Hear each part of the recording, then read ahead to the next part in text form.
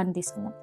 Example 3 to the power of x plus 1 equal to 9 అని ఇచ్చి find the X value అంటాడు. దీన్ని ఎలా చేయాలి? మ్యాథ్స్ వాళ్ళకి ఈజీ చెప్పేసా, కానీ నాన్ మ్యాథ్స్ వాళ్ళకి ఒక లిటిల్ బిట్, అంటే మనకి ప్రాక్టీస్ ఉంటే నో ప్రాబ్లం, ప్రాక్టీస్ లేకపోతే కొంచెం డౌట్. ఇప్పుడు మనకి ఏం అర్థం అవ్వాలంటే దీన్ని సొల్యూషన్ చేసేటప్పుడు ఇలా ఒక సమ్ చూడగానే ఇది ఎక్స్పోనెంట్స్కి సంబంధించిన క్వశ్చన్ అనేది ఫస్ట్ మనకి స్ట్రైక్ అవుట్ అవ్వాలి. దాని తర్వాత ఏం అవ్వాలి? ఇక్కడ బేస్ 3 ఉందంటే మస్ట్ అండ్ షుడ్గా 9ని కూడా 3 పవర్స్లో రాసేలాగా చూడాలి. 3 టేబుల్లో 9, 3 3 9 పోతుంది, అంటే 3 స్క్వేర్ అని రాయొచ్చు కదా మనం. నథింగ్ బట్ 3 into 3 అంటే దీన్ని మనం 3 స్క్వేర్ అని అంటాం కదా. ఎలా? ఇక్కడ పవర్ 1 ఉంది, ఇక్కడ పవర్ 1 ఉంది కదా. 3 to the power of 1 plus 1 ఎంత? 3 స్క్వేరే కదా. సో ఇలా రాయొచ్చు కదా. అది మనకి స్ట్రైక్ అయిపోవాలి. 3 to the power of x plus 1 equal to 9ని మనం 3 స్క్వేర్గా రాయొచ్చు.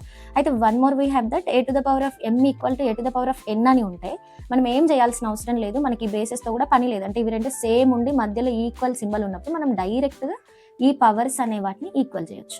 m equal to n అని చేయొచ్చు. ఇప్పుడు దీన్ని ఎలా చేస్తాము? ఇప్పుడు చెప్పండి, బేస్ అనేది సేమ్ ఉంది కదా, ఇటు left LHS side RHS side, both the sides మనకి బేస్ అనేది సేమ్ ఉంది కదా. ఇప్పుడు మీరు ఏం చేస్తారు? ఈ పవర్స్ని ఈక్వల్ చేస్తారు. x plus 1 equal to 2, x equal to ఇటు ఉన్న 1 అటు తీసుకెళ్తే 2 minus 1, x equal to 1 answer వస్తుంది. అయితే ఇప్పుడు మీరు చేసింది రాంగా రైటా ఎలా తెలుసుకోవాలంటే x ప్లస్లో ఇవన్నీ సబ్స్టిట్యూట్ చేయండి, ఆటోమేటిక్గా మనకు అర్థమైపోతుంది.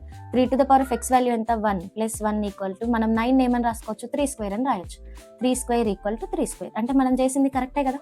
అర్థమైందా? 9 equal to 9 అని వచ్చేసింది మనకు ఆన్సర్. ఇది మనకి ఎవ్వరు చెప్పాల్సిన అవసరం లేదు. ఇలా x టర్మ్స్ y టర్మ్స్ ఏమైనా కనుక్కోండి అని క్వశ్చన్స్ ఇస్తే మనకు వచ్చిన x వాల్యూని ఆర్ y వాల్యూని ఆ క్వశ్చన్లో సబ్స్టిట్యూట్ చేస్తే మనకి ఈక్వల్